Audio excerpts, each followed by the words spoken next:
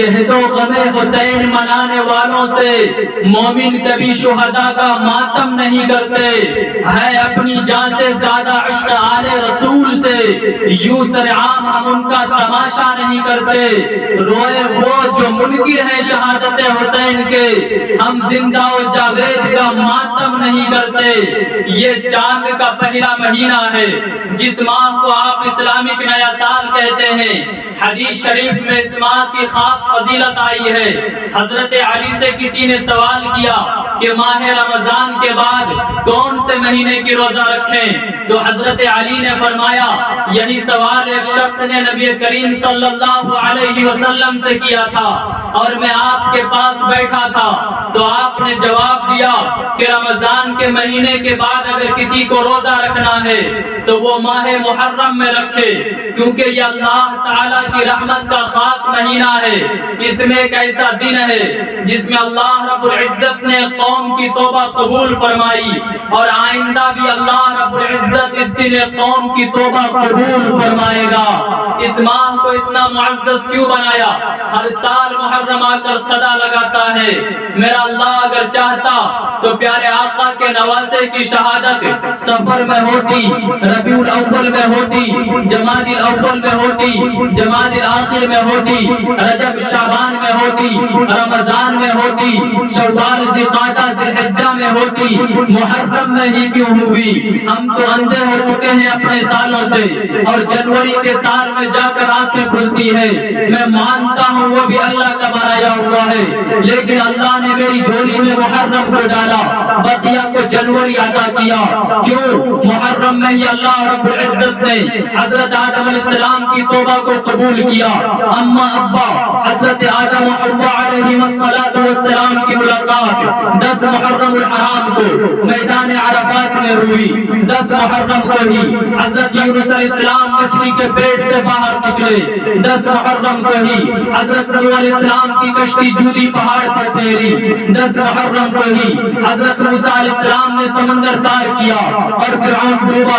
محرم کی پہلی تاریخ کو امیر المومنین 22 لاکھ مربع میل پر حکومت کرنے والی شخصیت حضرت عمر رضی اللہ عنہ شہید ہوئے۔ آج تک دنیا ایسا بادشاہ نہیں پیش کر سکی جو 22 لاکھ مربع میل پر حکومت کرتے ہوئے پانی کی مشق اپنے کندھے پہ اٹھا کر غریب مسکینوں کے گھر پانی بھرنے جا رہا ہو، جو 22 لاکھ مربع میل پر حکومت کرتے ہوئے مسجد میں جھاڑو دے رہا ہو۔ آج تک اس دنیا نے ایسا بادشاہ حاکم پیش نہیں کر پایا جو 22 لاکھ مربع میل پر حکومت کرتے ہوئے اونٹ چرا رہا ہو، اور اس عظیم ہستی کی شہادت ایک محرم الحرام کو ہو جاتی ہے۔ عمر تیری عدالت کا صدا راج رہے گا، ہر دور عمر کا محتاج رہے گا۔ عمر تیری عظمت کو کوئی لاکھ چھپائے تو ملت اسلام کا سرتاج رہے گا۔ عمر کو بادشاہ خاص و عام کہتے ہیں، انہیں محمد کا نائب و قائم مقام کہتے ہیں۔ دلیل اتنی ہی کافی ہے ان کی عظمت کو، انہیں حسین بھی اپنا امام کہتے ہیں۔ تشبیہ دوں کسی سے میری کیا مجال ہے، بس اتنا کہہ رہا ہوں وہ بے مثال ہے۔ یہ کیا بات کے بولنے والا عمر بولے، مزہ تو جب ہے نا کہ گونگا بھی عمر بولے۔ قضا بھی کانپ جاتی ہے عمر کے کنارے سے، مصیبت میں محبوں کے مقدر جیت جاتے ہیں۔ غلط فہمی تمہاری ہے کہ تم ہم کو مٹا دو گے، ہمارے ہاتھ لاکھوں سے 72 جیت جاتے ہیں۔ محرم میں ہی میرے نبی کے پورے خاندان ذبح ہوئے پڑے ہیں۔ حضرت عباس آرام فرما ہے، خواب دیکھا اللہ کے نبی کے ہاتھ میں بوتل ہے اور اس میں خون ہے، اور زمین سے خون اٹھا کے بوتل میں ڈال رہے ہیں۔ کہا یا رسول اللہ یہ کیا ہے؟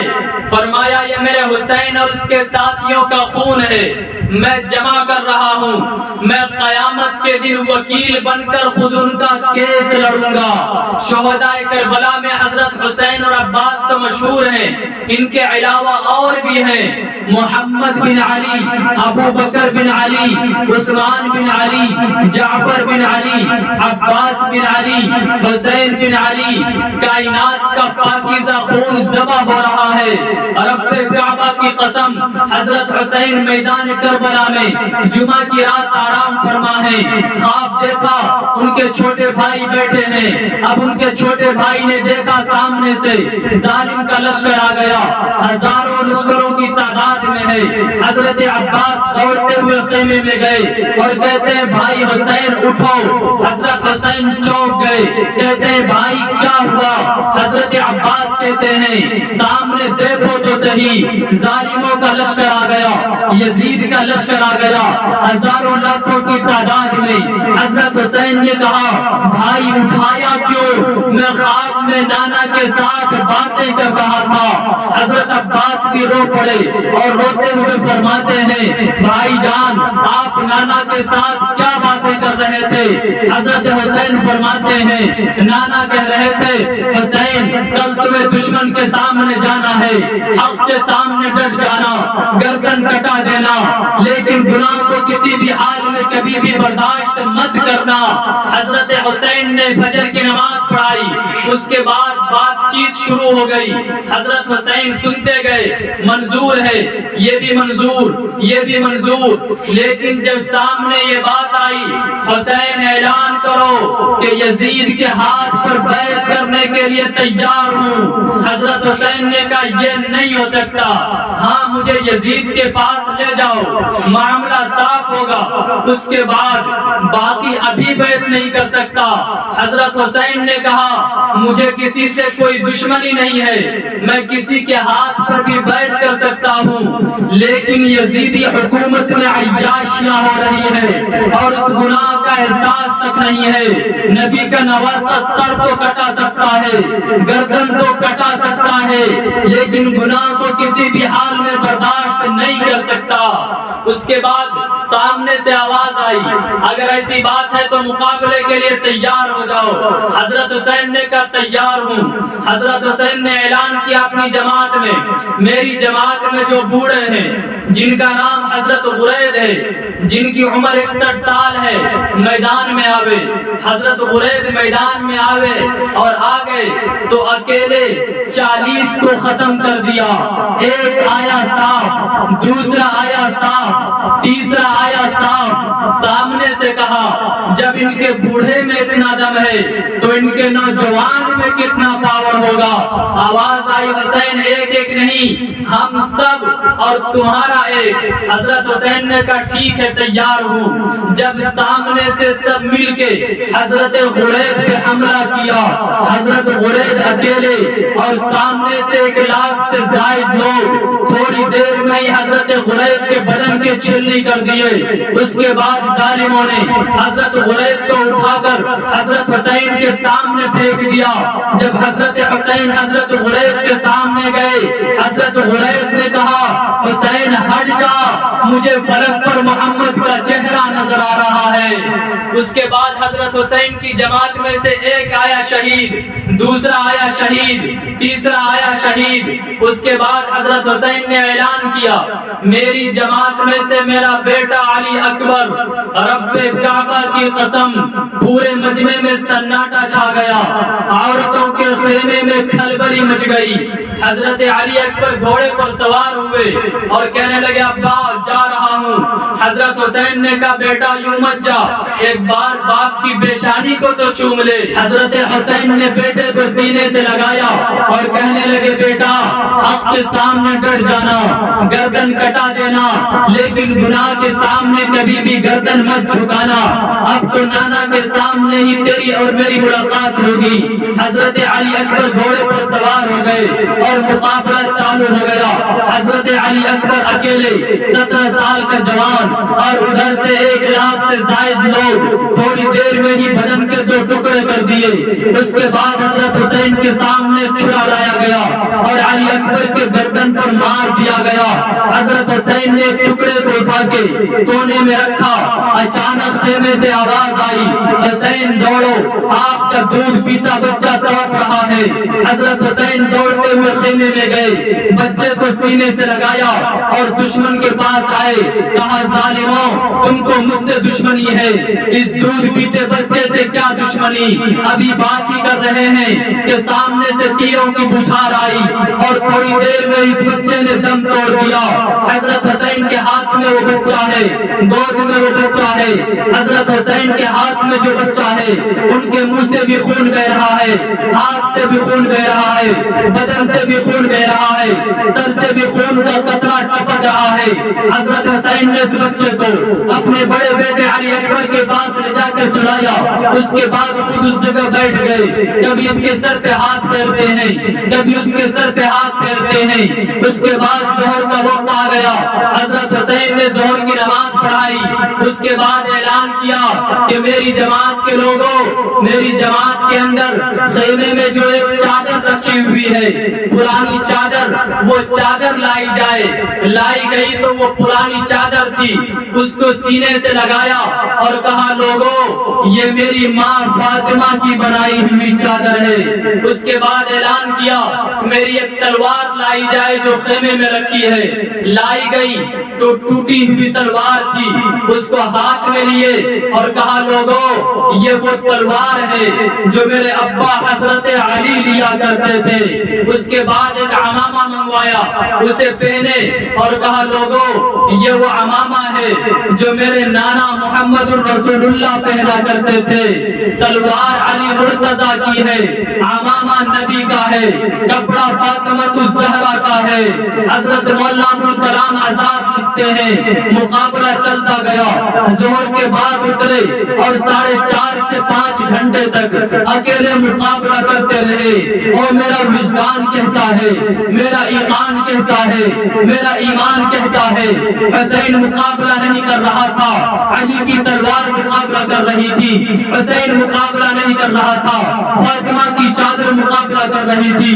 حسین مقابلہ نہیں کر رہا تھا، نبی کا عمامہ مقابلہ کر رہا تھا۔ مولانا ابوالکلام آزاد لکھتے ہیں مقابلہ چلتا گیا حتیٰ کہ آپ کے سر مبارک سے پیٹ مبارک تک 80 سے زائد زخم لگ چکے تھے۔ اس کے بعد آپ نے اعلان کیا رک جاؤ، ٹھہر جاؤ، سب کھڑے ہو گئے۔ اس کے بعد آپ نے کہا قد حان وقت العصر، نماز پڑھ لو کیونکہ نماز کا وقت ہو گیا ہے اور نماز تمہیں بھی پڑھنی ہے اور ہمیں بھی پڑھنی ہے۔ سامنے سے کہا مجھے نماز نہیں پڑھنی ہے، تمہیں پڑھنا ہے تو پڑھ لو۔ حضرت حسین نے کہا میں تو پڑھوں گا۔ حضرت حسین کے بدن، چہرے سے اور سر سے خون کا قطرہ ٹپک رہا ہے۔ حضرت حسین نماز کی نیت باندھ لیے، ابھی پہلی رکعت کے پہلے سجدے میں گئے ہیں، دشمن مشورہ کر رہا ہے مار ڈالو، وقت ہے مار دو۔ 4.5 گھنٹے سے اکیلے مقابلہ کر رہا ہے، ابھی آپ پہلی رکعت کے پہلے سجدے میں ہی گئے ہیں کہ پیچھے سے دشمن تو تلوار لے کے دوڑے آیا اور آپ کے کندھے پہ اتنا زور سے مارا کہ آپ کے دونوں ہاتھ باہر نکل گئے، خون کا پھوارا بہنے لگا، آپ زمین پر گر گئے۔ دوسرا شخص دوڑتا ہوا لوہا لے کے آیا، وہ سب سے پہلے آپ کے سینہ مبارک پر لوہے سے مارتا گیا۔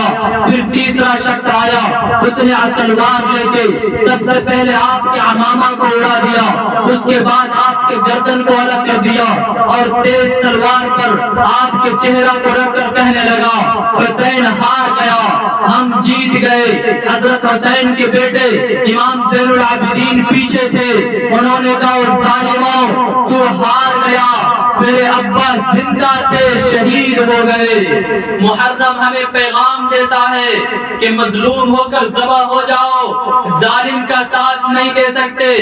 آج ہم کدھر کھڑے ہیں؟ روتے حسین کے ہیں، نغمہ یزید کے گاتے ہیں، ماتم حسین کا کرتے ہیں، کھڑے یزید کا ہے۔ آج ہم کدھر کھڑے ہیں؟ جس کی زبان سے ظلم نکلا، جس کے ہاتھ سے ظلم نکلا، اور تو اور آج کچھ لوگ دکھاوا نعرہ لگاتے ہیں کہ حسین کا دامن نہیں چھوڑیں گے. تو دامن پکڑا ہے تب جو نہیں چھوڑے گا. میرا دل کہتا ہے چپو تم ہوتے اس وقت تو معاملہ کو اور تہس نہس کر دیتے. ان دنوں میں جتنا ہم شریعت کا جنازہ نکالتے ہیں شاید کہ اور کسی دن نکالتے ہوں. ماہ محرم میں مسلمانوں کی بستی میں ڈھول پیٹے جا رہے ہیں, مرثیہ پڑھتے ہیں, تعزیہ داری کرتے ہیں اور جلوس نکالتے ہیں, باولے کتے کی طرح ان کے پیچھے چکر لگاتے ہیں.